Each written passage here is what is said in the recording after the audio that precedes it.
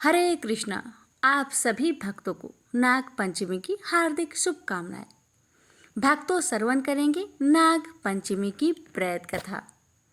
भक्तों, नाग पंचमी की पावन दिन भगवान श्री कृष्ण ने जिस कालिया नाग को अपने चरणों से सुधारा, वही कथा आज मैं आपको भावपूर्वक सुनाने जा रही हूँ।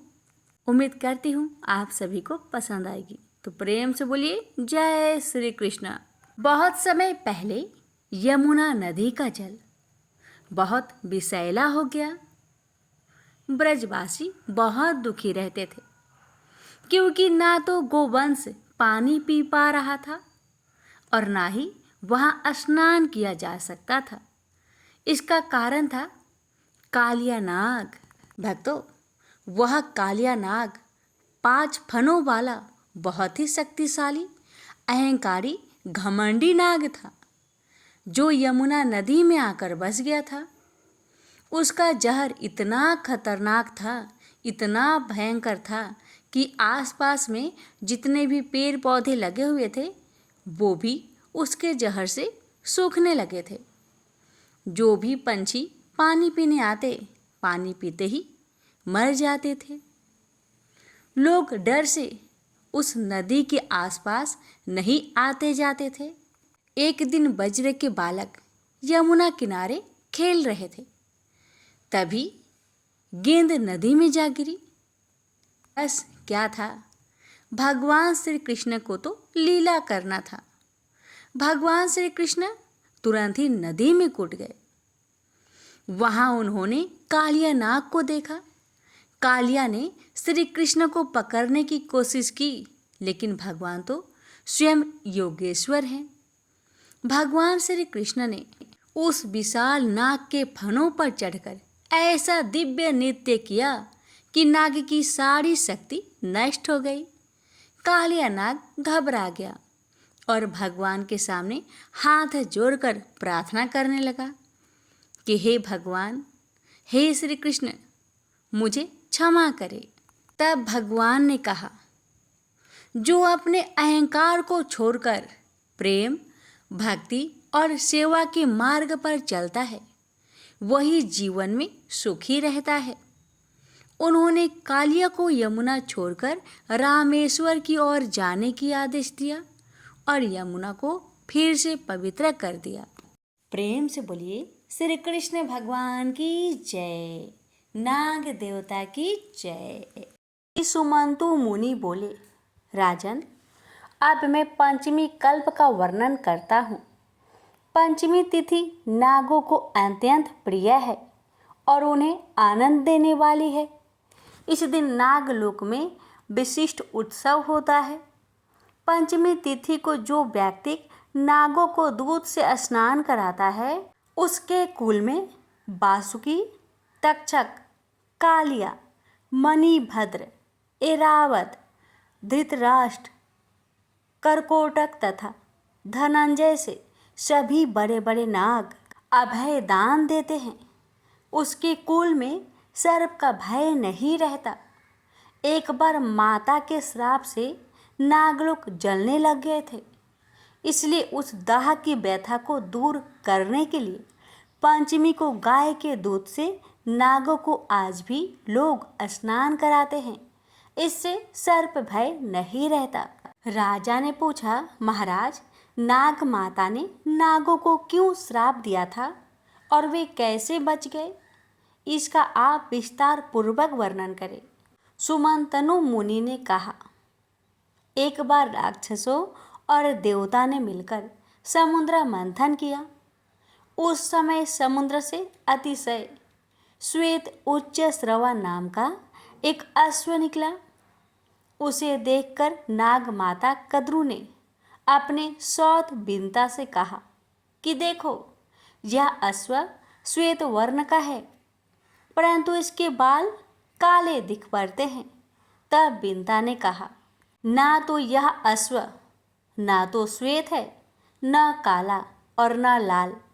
यह सुनकर कद्रु ने कहा, मेरे साथ शर्त करो कि यदि मैं इस अश्व के बालों को कृष्ण वर्ण का दिखा दूं, तो तुम मेरी दासी हो जाओगी, और यदि नहीं दिखा सकी तो मैं तुम्हारी दासी हो जाऊंगी। बीनता ने यह शर्त स्वीकार कर ली। दोनों क्रोध करती हुई अपने अपने स्थान को चली गई।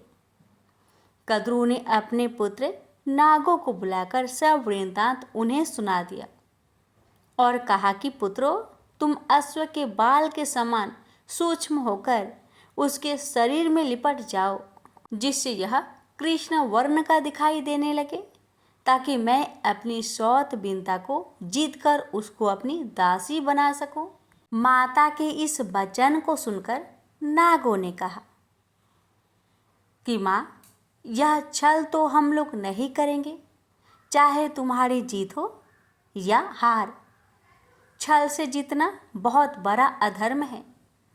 पुत्रों की यह वचन सुनकर कद्रू ने कहा, तुम लोग मेरी आज्ञा नहीं मानते हो, इसलिए मैं तुम्हें श्राप देती हूँ कि पांडवों के वंश में उत्पन्न राजा जन्मेजय जब सर्प शस्त्र करेंगे, तब उस यज्ञ में तुम सभी अग्नि में जल जाओगे। इतना कहकर कद्रू चुप हो गई। नागन माता का श्राप सुनकर बहुत घबराए और वासुकी को साथ में लेकर ब्रह्मा जी के पास पहुँचे तथा ब्रह्मा जी को अपना सारा वृत्तांत सुनाया। इस पर ब्रह्मा जी ने कहा कि वासुके, चिंता मत करो, मेरी बात सुनो। यायावर वंश में बहुत बड़ा तपस्वी जरत्कारु नाम वाली बहन का विवाह कर देना, और वह जो भी कहे उसका वचन स्वीकार करना। उसे आस्तिक नाम का विख्यात पुत्र उत्पन्न होगा।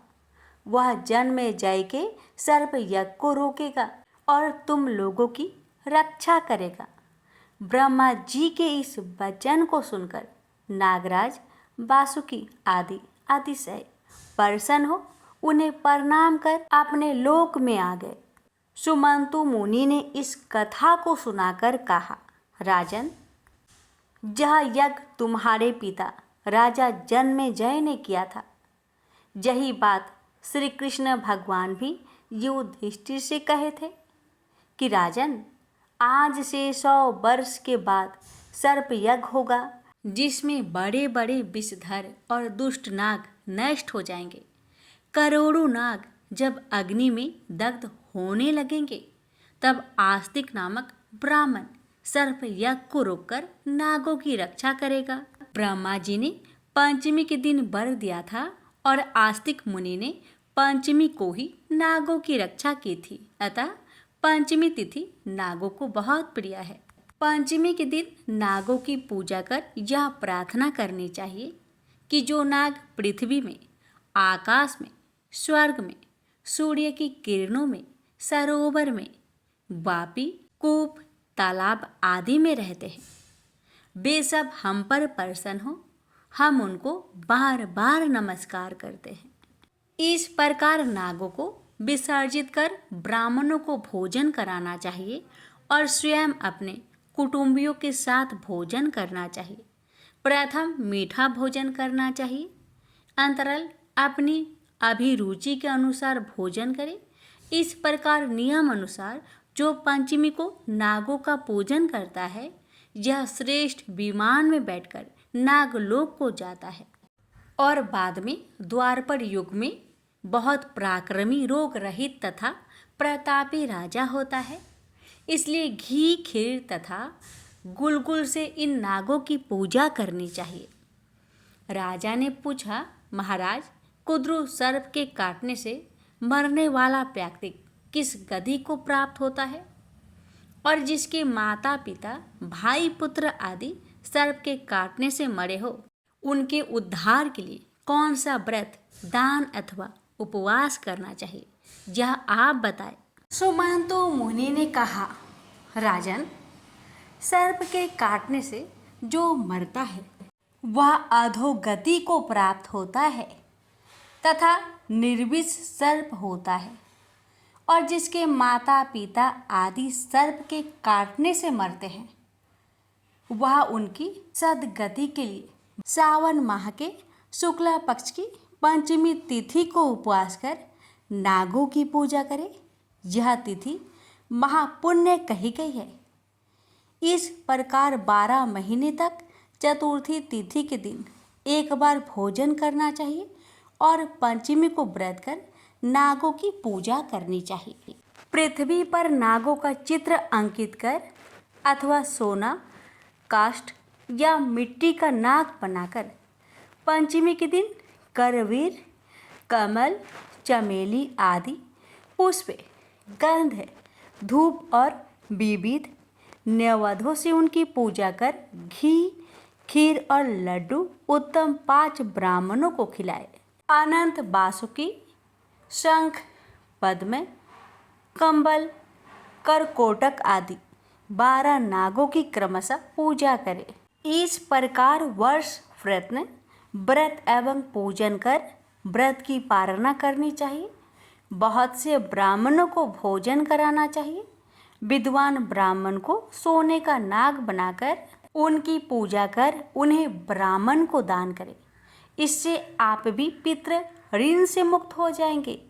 राजन, जो कोई भी इस नाग पंचमी व्रत को करेगा, सांप से डसे जाने पर भी वह शुभ लोक को प्राप्त होगा।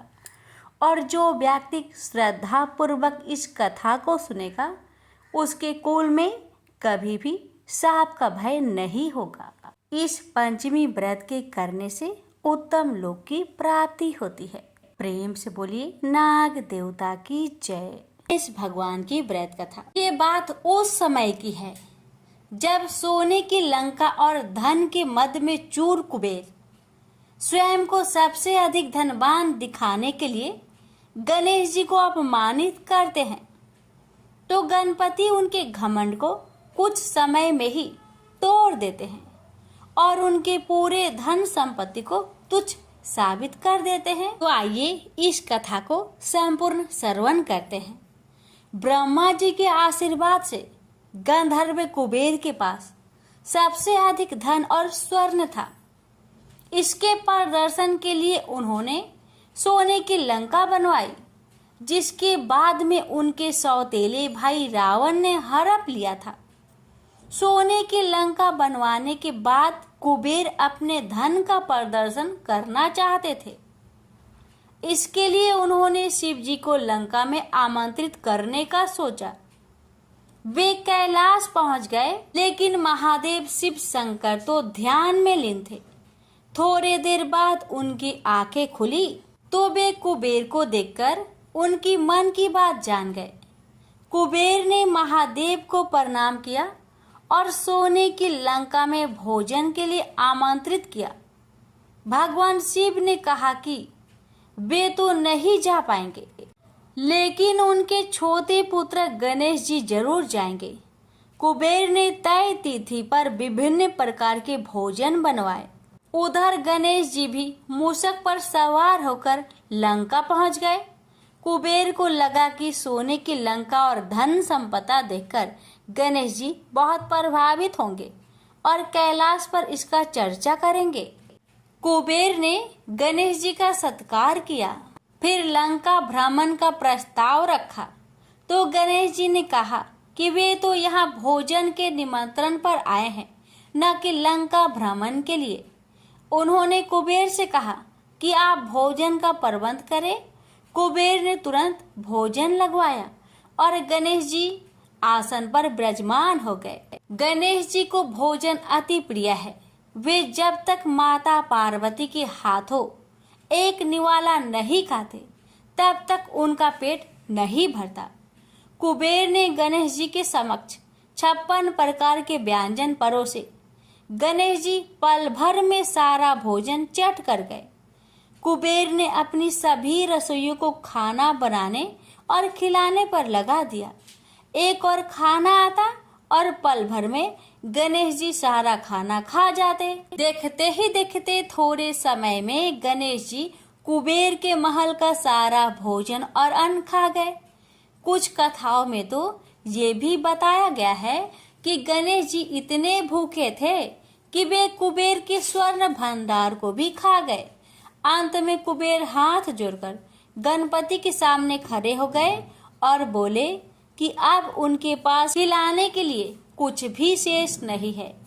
इस पर गणेश जी ने कहा कि इतना धन किस काम का, अब आप उनको भोजन ही ना करा सके।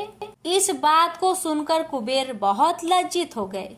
यह सारा दृश्य देखकर त्रिदेव मुस्कुराने लगे और गणेश जी कैलाश लौट आए। इस तरह से गणेश जी ने कुबेर के घमंड को चूर कर दिया। तो प्रेम से बोलिए गणेश महाराज की जय हो।